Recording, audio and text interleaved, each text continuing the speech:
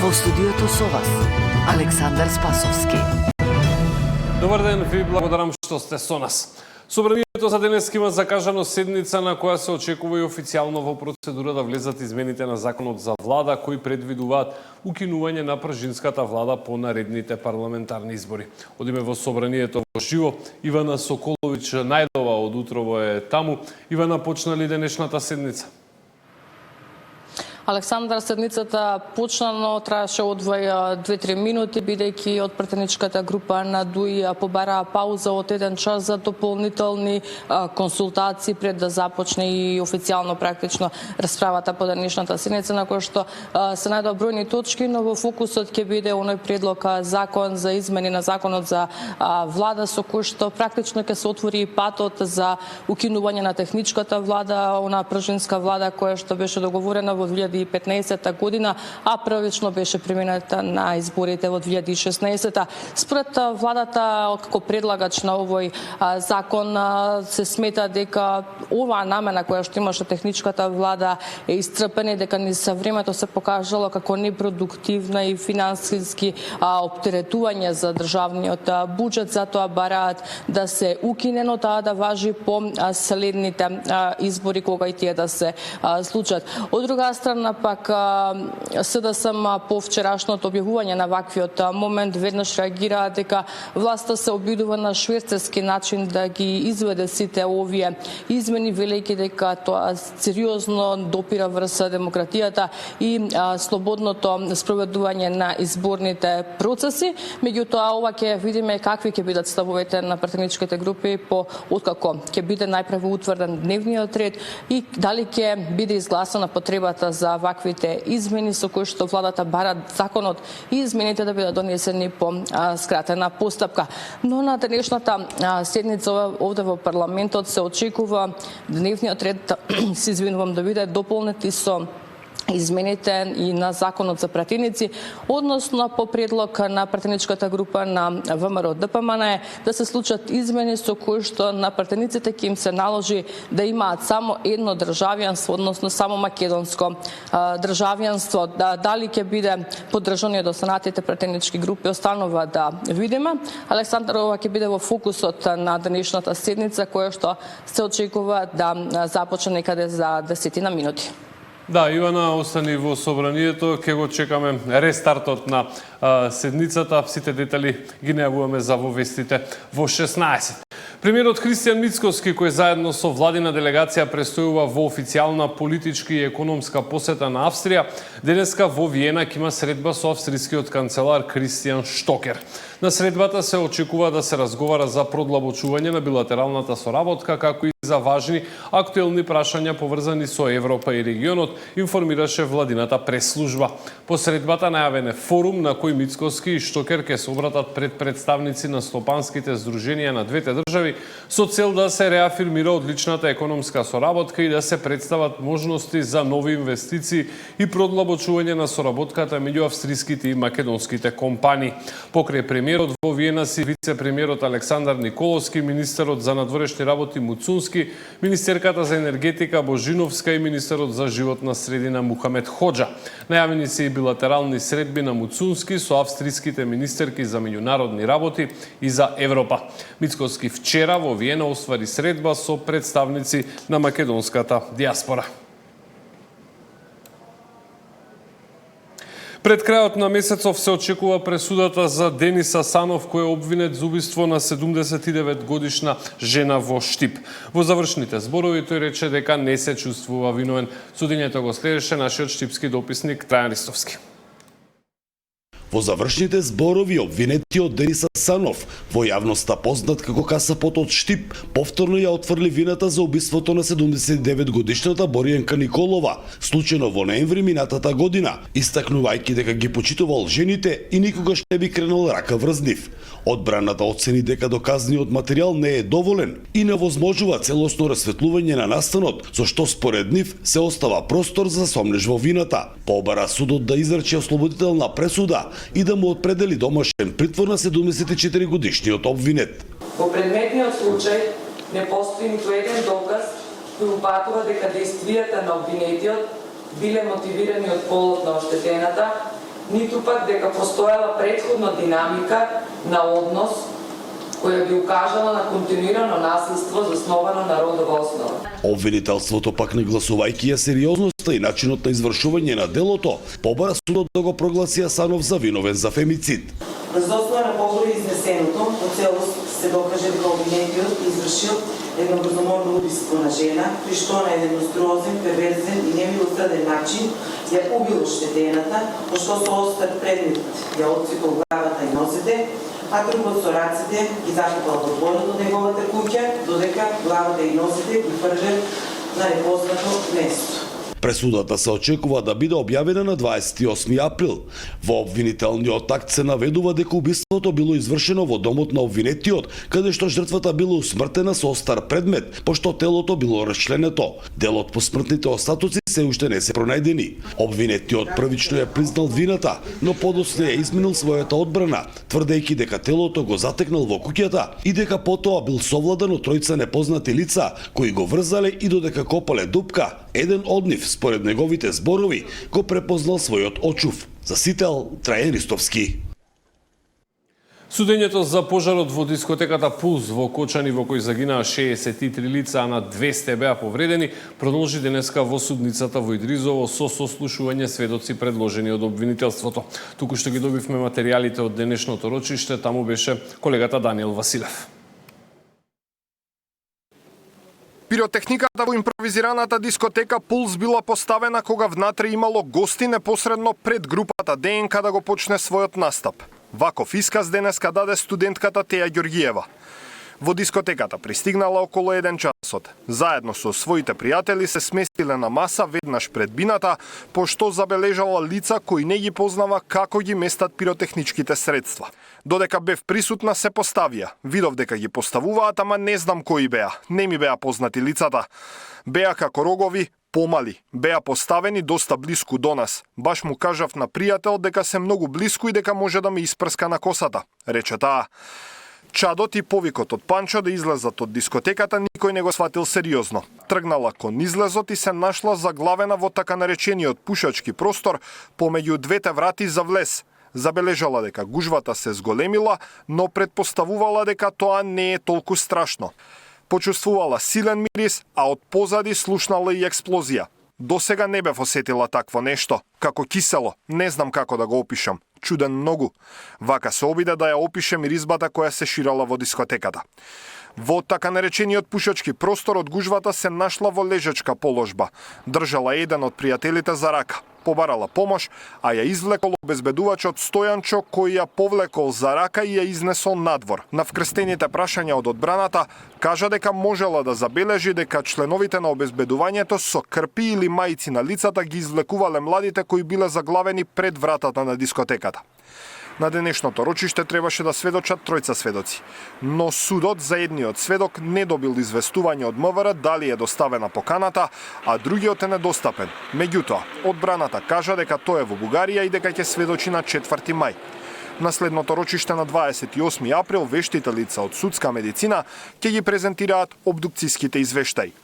Даниел Василев, Сител телевизија. Во теке седница на Судскиот совет на чиј дневен ред се повеќе точки, меѓу кои годишниот извештај за работата на Советот за минатата година, како и извештајот за спроведено вонредно оценување на работата на судиите кандидати за избор на председател на Управниот суд. Членовите на Советот расправаат и по представки и поплаки поднесени од граѓани и правни лица за работата на судиите, председателите на судовите и судовите. Како последна точка на дневниот ред е предвидено информирање комисии на известители по барања за утврдување одговорност на судија, односно председател на суд. Имаме екипа нови насам, деталите ги гледаме во попладневните термини.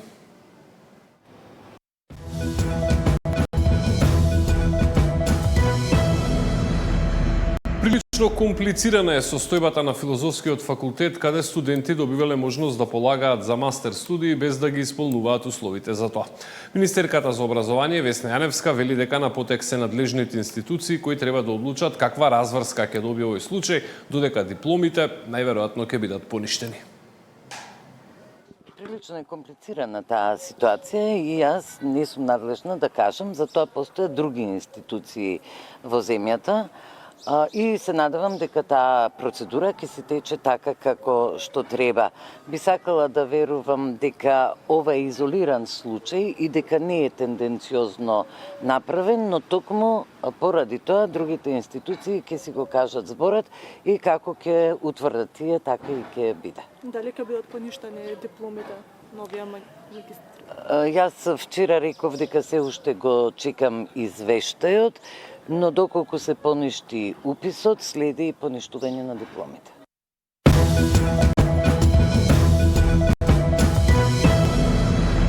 Иако денеска е прилично свежо, нема многу да чекаме пред да добиеме денови со температури преку 30 степени кои ќе ги направат плажите омилени места за релаксација. Каква е нивната состојба на неколку месеци пред стартот на сезоната, провери нашата охридска дописничка Нина Аритоновска. Се работи на долгорочно решение за плажите долж брегот на езерото. Во Охрид уредување на плажите и постојана урбана опрема има, но со урбанистички проекти ќе бидат доуредени капалиштата кои во текот на летната сезона привлекуваат голем број на посетители. Она кое што ќе се мени е уредување на она што некогаш конкретно пред 15 години, 16 било веќе како јавен повик на Министерството за транспорт во тој момент и била донесена можност со урбанистички проект да има можност за стопанисување со плажи. Во моментот во Охрид, во изминативе 3,5 години, ова ќе биде четврта, го има тој начин решено и во Охрид сепак има организирано уредување на плажите, меѓутоа на многу поинаков начин, тоа е само со урбана опрема. Останува она кое што е решено пред 15 години со урбанистички проекти, да биде само можеби доуредено со некоја законска постапка, за која што во моментов се работи на предлог, да кажам, на решение. Градоначалникот Пецаков тврди дека сите плажи во Охрид се изградени со одобрени и дозволи. Охрид, но и Струда, а ако сакате и Ресен и Дојран, односно Преспа и Дојранското езеро, има јавен повик во минатото 2009-10 година со урбанистички проекти направени плажи, тие се реалност ги имаме денес. Начинот на стопанисување е една работа, а законското уредување е друга работа. Тоа што тие законски да кажам договори кои што беа подпишани и членот предвидуваше враќање во првобитна положба, ги наруши само принципите. Иначе сите овие плажи кои што се изградени и со одобрение, и со дозвола, и со урбанистички проект. Така да не гледам зошто нешто суштински би се монувало.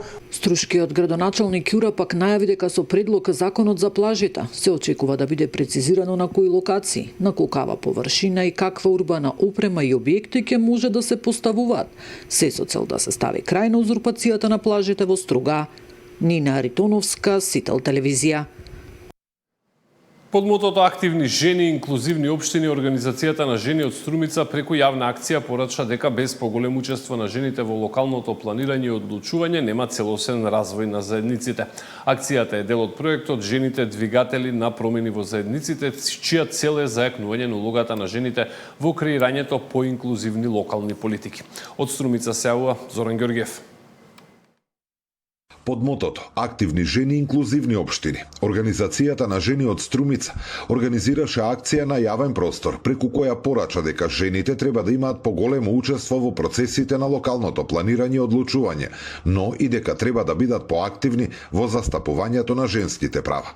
Преку символична инсталација со пораки за еднаквост, учество и заедничко одлучување, беше нагласено дека развојот на заедниците не може да биде целосен без активна вклученост на жените. Со оваа акција сакаме да го свртиме вниманието на јавноста кон унапредувањето на положбата, статусот и улогата на жените, но и поголемо нивно учество во процесите на локално планирање и одлучување. Всушност да ги охрабриме жените да бидат поактивни во застапувањето на женските права, меѓутоа да упатиме порака и до мажите, да ја добиеме поддршката да застанат рамо до рамо со нас за остварување на тие права. Од организацијата вела дека целта на ваквите настани е да се подигне свеста за значењето на женското учество во креирањето локални политики, како и да се поттикнат општините да развиваат и применуваат инклузивни практики, што ги препознаваат потребите и на жените и на мажите. Целта е да ги поттикнеме општините да развиваат и пременуваат поинклузивни локални практики и политики во кои што ќе бидат вградени потребите и на жените и на мажите. Ова акција со символични елементи всушност представува еден интерактивен процес, простор за диалог, за да создадеме сите заедно сојузништво, еднаквост заради одржливи и праведни општини. Акцијата се реализира во рамки на проектот Жените двигатели на промени во заедниците, насочен кон зајакнување на улогата на жените како активни чинители во локалниот развој и креирањето по инклузивни општини. Зоран Ѓорѓиев за Сител телевизија. И овој блок на нашата дописничка мрежа го затвараме во Прилеп. Таму по 8 години повторно беше реализирана екоакцијата Рециклирам, значи постојам, во која беа собрани над 15 тони хартија. Организаторите велат дека целта е подигнување на еколошката свест кај младите и граѓаните, а акцијата да продолжи во иднина како традиција. По повод денот на планетата Земја 22 април, графичката струка при СОУ Ристе Скиричка од Прилеп, во соработка со Ротари клубот од овој град и општина Прилеп. После пауза од 8 години, ја возобнови екоакцијата Рециклирам, значи постојам, во која што се собраа над 15 тони на хартија. Годинава во екоакцијата се приклучија и графичките струки од средните училишта Таки Даскалот од Битола и Димитар Влахов од Скопје, како и ротари клубовите од овие два града. Кога ги поставувавме целите на самата акција, една од приоритетните цели ни беше да ја подигнеме свеста, еколошката свест како кај учениците, така и кај граѓаните, рециклирањето да го прават секојдневно, не само на овие значајни датуми. Како завршен дел од планираните активности за оваа акција е планирана екскурзија за учениците од секторот графичарство до Националната работилница за изработка на хартија во Охрид. Акцијата се одвиваше една недела, односно од 15 април па се до денес. Значи, во текот на оваа акција ние заштедивме 15.000 килограми хартија на ниво на цела Македонија, значи на трите училишта, со што заштедивме 390.000 литри вода, 255 дрвја кои што би се пресекли за производство на хартијата, како и 15 тона на јаглерод диоксид кои што би се ослободиле во атмосферата со самото производство на оваа хартија. Со оваа акција ние државме предавања во средните и во основните училишта, со тоа што да ја подигнеме самата свест кај децата за колку ние уствари дневно свесно или несвесно го загадуваме воздухот, водата и слично со самото нерециклирање на хартија. Се планира оваа екоакција да продолжи в година, повторно да стане традиционална, како и да се зголеми незиниот опфат. За Сител Дарко Штарговски.